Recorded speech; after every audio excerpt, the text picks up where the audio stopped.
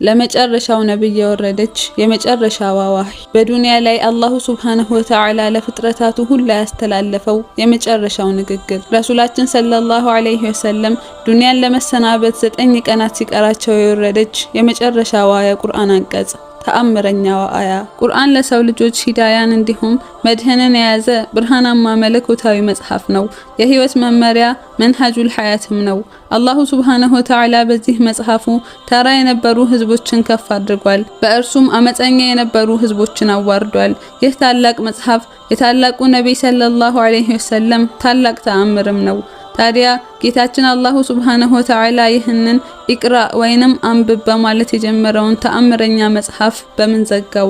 ነሳኢ ከኢብኑ አባስ ጋር አያይዞ በዘገበው ሐዲስ አኺሩ ሸይኢን ነዘለ ሚነል ቁርአን ከቁርአን መጨረሻ የወረደው አያ ሱረቱል በቀራ አንቀጽ 281 ላይ ያለው አንቀጽ በዱንያ ላይ የአላሁ ሱብሓነሁ ወተዓላ የመጨረሻው ለፍጥረታት ያስተላለፈው ተግሳጽ መሆኑ ተቀምጧል። واتقوا يوما ترجعون فيه إلى الله ثم توفى كل نفس ما كسبت وهم لا يظلمون በእርሱም ውስጥ ወደ አላህ የምትመለሱበትን ከዚያም እነርሱ የማይበደሉ ሲሆኑ ነፍስ ሁሉ የሰራችውን ስራ የምትሞላበትን ቀን ተጠንቀቁ ይላል። ሱብሃነል ሐይ ምን ያለ ፍጹም አጨራረስ ነው። አላሁ ሱብሓነሁ ወተዓላ ለአመታት ታሪኮችን፣ ህግጋቶችን እንዲሁም መመሪያዎችን በቁርአን ሲያወርድልን ከቆየ በኋላ በመጨረሻም ያንን ሁሉ ነገር በአንድ ታላቅ ምክር ጨረሰው።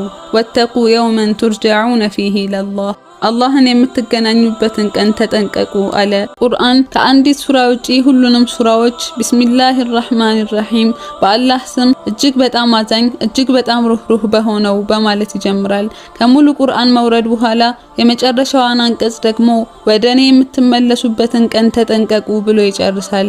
ይህ ነው የኢስላም ሚዛናዊነት መሰረቱ።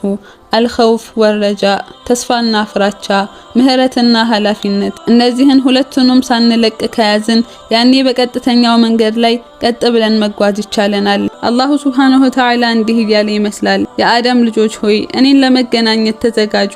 እናንተ የሰው ልጆች ሆይ ቃላቴን አድምጣችኋል። በየጊዜው የምልክላችሁን ምልክቶቼንም አይታችኋል። መልእክቴ በእርግጥ ደርሷችኋል። አሁን ያቺን ቀን ያሰባችሁ ኑሩ። ያቺን ወደኔ የምትመለሱባትንም ቀን ከዚያም ስራዎች ሁሉ የሚመዘኑበትንና ሂሳብ የሚሰራበትን ሁሉም ነፍስ ባስቀደመችውና ባዘገየችው ስራዋ ለምርመራ የምትቀርብበትን ቀን አስታውሱ ይለናል። ሁሌም ይህንን የቁርአን አንቀጽ ባነበብን ቁጥር አላሁ ሱብሓነሁ ወተዓላ በቀጥታ ያናገረንና አንተም ወደኔ የምትመለስበት ቀን ይመጣልና ነፍስህን አዘጋጅ ያለን እንደሆነ ልንረዳ ይገባል። የጌታችንን